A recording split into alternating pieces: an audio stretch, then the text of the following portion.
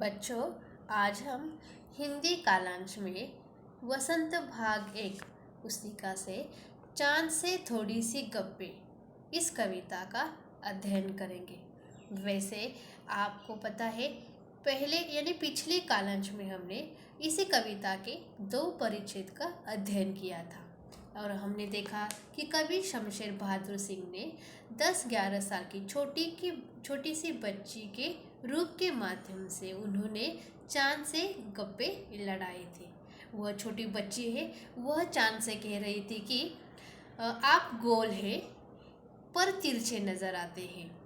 आपका जो वस्त्र यानी जो पोशाक है वह आपका पूरा आकाश है जिसमें तारे जड़े हुए हैं और इस पोशाक के बीच केवल आपका गोरा चिट्टा गोल चेहरा दिखाई देता है।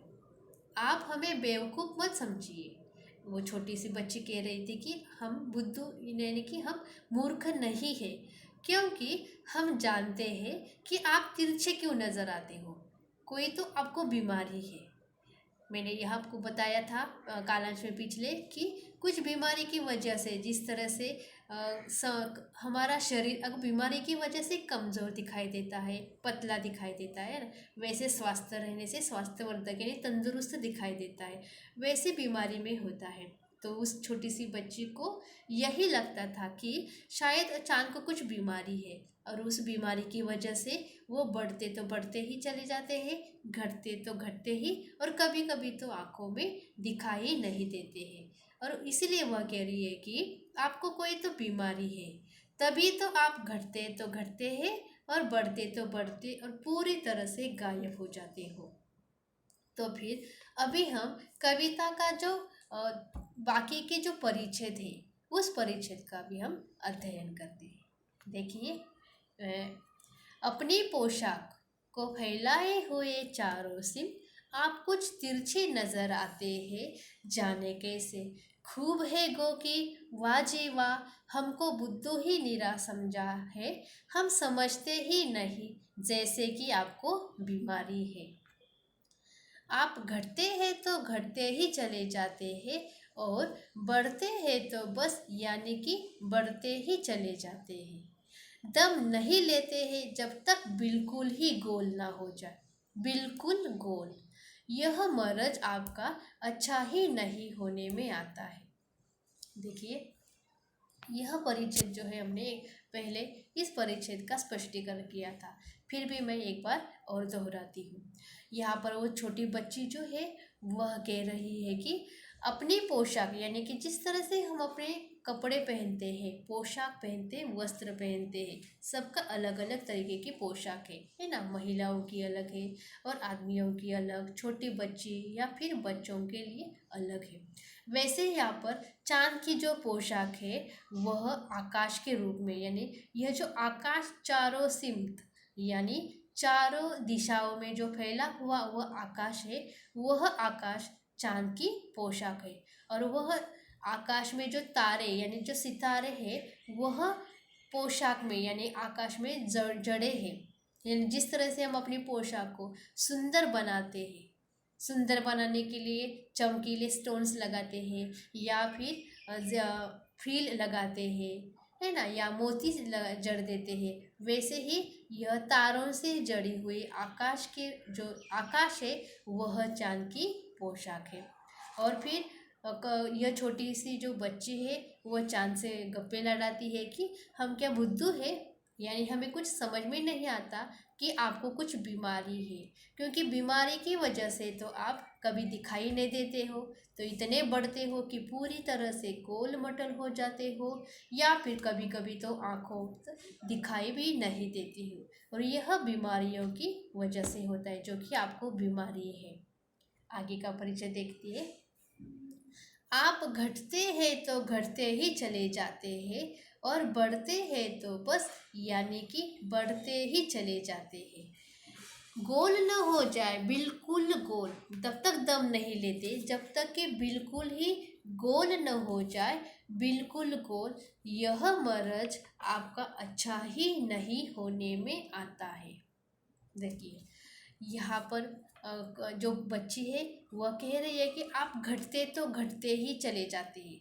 यानी मैंने आपको पिछले कालांश में बताया था, जैसे पूर्णिमा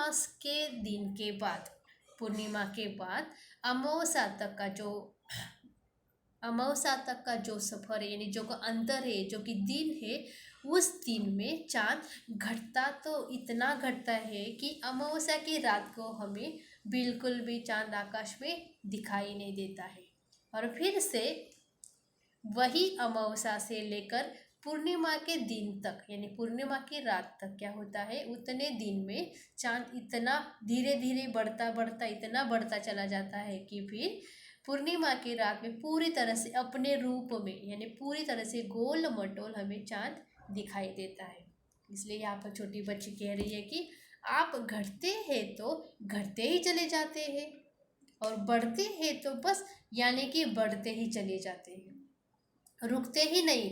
घटना तो पूरी तरह तक गायब नहीं होते, तब तक आप घटते चले जाते हो।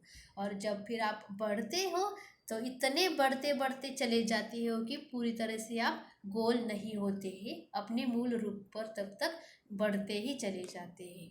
दम नहीं लेते हैं जब तक कि बिल्कुल ही गोल न हो जाए। दम यानी कि सांस नहीं लेते हो। कभी कभी हम देखो ना, बहुत सारा काम रहने से या फिर बहुत होमवर्क एक साथ मिलने से आप सांस नहीं लेते। जब तक आपका काम पूरा नहीं होता है तब तक आप जगह से हिलते नहीं। पूरी तरह से काम होने के बाद, यानी एक ही सांस में पूरा काम लेना है, मतलब एक ही दम। वैसे चाँद का होता है कि वो दम ही नहीं लेता है, कि जब तक वो अपने मूल यानी कि गोल ना होता है तब तक वो बढ़ता ही बढ़ता चला जाता है। गोल ना हो जाए, बिल्कुल पूरी तरह से गोल नहीं होता है, तब तक चाँद दम नहीं लेता, बढ़ता ही बढ़ता चला जाता है। यह मरज आपका अच्छा ही नहीं होने में आता है। मरज यानी कि बीमारी। तो यह बीमारी जो है वो अच्छा ही नहीं होने में समझ में आता है, में डैश डैश में आता है, मतलब हमें समझ में नहीं आती यह बीमारी अच्छा ही नहीं होने में, मतलब आपको अच्छा ही नहीं होती देती बीमारी। देखिए, अगर हम बीमार पड़ते हैं, हम डॉक्टर के पास या फिर वैद्य के पास जाते हैं, दवाई लेते हैं, जब तक कि हम ठीक नहीं, हमारी सेहत जो है ठीक नहीं होती, तब तक हम क्या करते हैं, वो दवा जो है वो लेते हैं, फिर ठीक होते हैं। लेकिन यहाँ पर चाँद का क्या है कि चाँद की जो बीमारी है वह एक अलग ही है, वो अच्छी नहीं होती। यानी जिस तरह से हम अपनी दवा लेकर अपनी बीमारी को ठीक करवाते हैं, वैसे चाँद की बीमारी अलग ही है, क्योंकि वो बढ़ता तो बढ़ता ही है, फिर घटता तो घटता है, फिर से बढ़ता है, फिर से घटता है, यह लगातार होता है। इसलिए यहाँ पर जो छोटी बच्ची है वह कह रही है कि यह मरज आपका अच्छा ही नहीं होने में आता है, यानी हमें समझ में ही नहीं आता है। फिर से मैं भावार्थ बताती हूँ।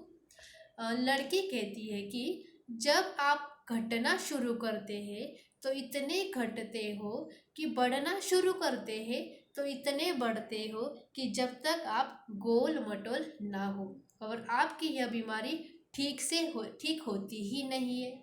जैसे हम अपनी बीमारी दवाई के रूप से, इंजेक्शन से ठीक करवाते हैं, वैसे ही आपकी बीमारी ठीक होती ही नहीं है, क्योंकि घटते तो घटते हैं, फिर बढ़ते हैं, फिर घटते हैं, फिर बढ़ते हैं। जैसे अमावस्या से पूर्णिमा, पूर्णिमा से अमावस्या तक चाँद का जो ये कलाएँ है वो बढ़ना और घटना, यह चलता ही रहता है निरंतर। और इसी को छोटी सी बच्ची ने बीमारी का रूप यानी कि नाम दिया है।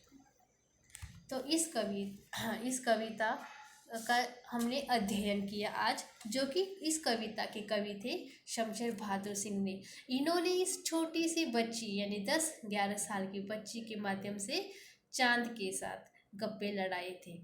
तो इस कविता से हमें जीवन मूल्य जो लेने हैं, यानी कि जो हम लोग देखते हैं कि इससे हमें कौन कौन से जीवन मूल्य अपनाने हैं। बालमन जिज्ञासाओं से भरा होता है। बालक नई नई जानकारियाँ हासिल करना चाहते हैं। बालकों को चाँद सूरज के प्रति ज़्यादा लगा होता है। फिर से देखते हैं। बालमन जो है वो जिज्ञासाओं से भरा होता है। छोटे बच्चों को हर एक चीज़ों में, हर एक वस्तुओं में जिज्ञासा होती है, उसे जानने की इच्छा होती है, जब तक कि उनको उस वस्तु या चीज़ों का ऊपर बराबर ज्ञान प्राप्त ना हो तब तक। बालक नई नई जानकारियाँ हासिल करना चाहते हैं, यानी कि अलग अलग जानकारी जो कि वो जानते नहीं, वो जानकारी उस चीज़ वस्तुओं से, या जो उनके पास खिलौने हैं, या जो कि अलग अलग प्रकार के साधन हैं, उनसे वह जानकारियाँ प्राप्त करते हैं। या फिर ज़रूरत पड़ने पर कभी अपनी माता पिता या भाई बहन से भी वो जानकारी प्राप्त करने की कोशिश करते हैं। बालकों को चांद सूरज के प्रति ज़्यादा लगा होता है। जैसे इस छोटी सी बच्ची को चांद के प्रति लगा हुए है ना, चांद से, इसीलिए तो वो गप्पे लड़ा रही है, क्योंकि चांद की जो कलाएँ हैं घटने की और बढ़ने की, वो उसे पता नहीं है, वो उसे बीमारी समझ बैठी है। इसीलिए यहाँ पर बताया है बालकों को चांद सूरज के प्रति ज़्यादा लगाव होता है। स्वाध्याय। अभी हम इस कविता में कुछ स्वाध्याय के प्रश्न और उत्तर मैंने जो दिए हैं, मैं वो प्रश्न और उत्तर पढ़ती हूँ, आप अच्छे से उसे समझ में लेना है। तो यहाँ पर क्वेश्चन पहला है, कविता में आप पहने हुए हैं कूल आकाश कहकर लड़की क्या कहना चाहती है, जो कि मैंने आपको कविता में स्पष्टीकरण के रूप में बताया था। जिस तरह से हम अपने अलग अलग पोशाक पहनते हैं, वैसे ही चांद की पोशाक, यानी कि चारों दिशाओं में फैला हुआ आकाश, और वो भी तारे सितारों से जड़ा हुआ पोशाक। तो यही प्रश्न है कि आप पहने हुए हैं कूल आकाश कहकर लड़की क्या कहना चाहती है। तो उत्तर है, लड़की कहना चाहती है कि चांद तारों से जड़ी हुई चादर ओढ़कर बैठा है। यानी यह जो चांद है वह तारों से जड़ी हुई चादर ओढ़कर बैठा है। चादर यानी कि आकाश, और तारे यानी सितारे, तारे जो टिमटिमाते हैं आकाश में, और वही पोशाक में जड़े हुए तारे हैं। यानी आकाश जो है वो चादर के रूप में है, और वही उसकी चादर भी है और पोशाक भी है। मतलब यहाँ पर लड़की कहना चाहती है कि चांद जो है वह तारों से जड़ी हुई चादर ओढ़कर बैठा है। प्रश्न दूसरा देखिए, हमको बुद्धू ही निरा समझा है कहकर लड़की क्या कहना चाहती है। लड़की ने कविता में पूछा भी है ना, बता भी रही थी वो चांद को कि मैं क्या, हम लोग क्या बुद्धू है, यानी मूर्ख है, कि जो आपको हमें आपकी जो बीमारी है उसी के बारे में हमें पता नहीं है। तो यह वही प्रश्न है, हमको बुद्धू ही निरा समझा है कहकर लड़की क्या कहना चाहती है। उत्तर देखिए, हमको बुद्धू ही निरा समझा है से लड़की का आशय यानी अर्थ है कि हम बुद्धू नहीं है कि यह समझ न सके कि आप बीमार हैं, सब कुछ जानते हैं, हम भी चतुर हैं।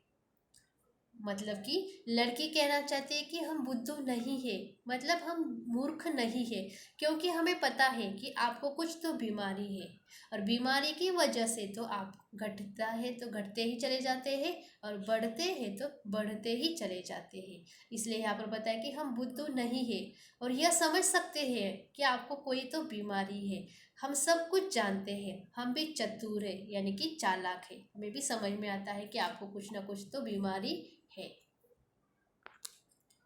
प्रश्न तीसरा देखिए, आशय बताओ।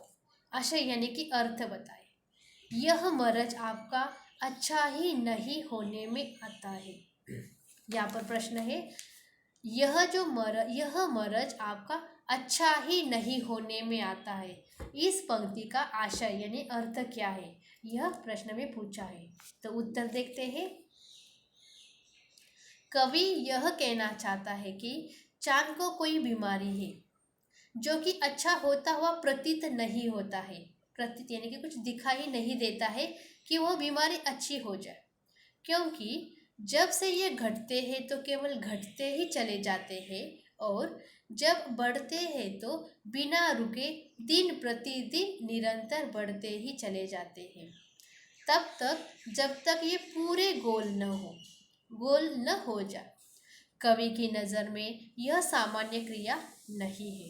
देखिए, मैं फिर से दोहराती हूँ, कवि यहाँ पर उस छोटी सी बच्ची के रूप के माध्यम से कहना चाहते हैं कि चांद को कोई तो बीमारी है, और जो कि अच्छी नहीं होती है। जैसे आमतौर पर हम बीमार होते हैं तो दवाई लेती है ना, जब तक सेहत ठीक ना हो तब तक, तो फिर दवाई लेने से हमारी सेहत ठीक होती है। लेकिन चांद की जो ये बीमारी है वो कोई अच्छी बीमारी नहीं होती है, क्योंकि उसकी बीमारी में कुछ अच्छा प्रतीत नहीं हो रहा है। उसकी जो जिस तरह से बीमार होने के बाद हम दवाई लेने के बाद हमारी सेहत ठीक हो जाती है, वैसे चांद की जो ये बीमारी है वह अच्छा होता हुआ दिखाई नहीं देता है, क्योंकि ये घटता है तो घटते ही चले जाते हैं और बढ़ते हैं तो बिना रुके दिन प्रतिदिन निरंतर यानी लगातार बढ़ते ही चले जाते हैं।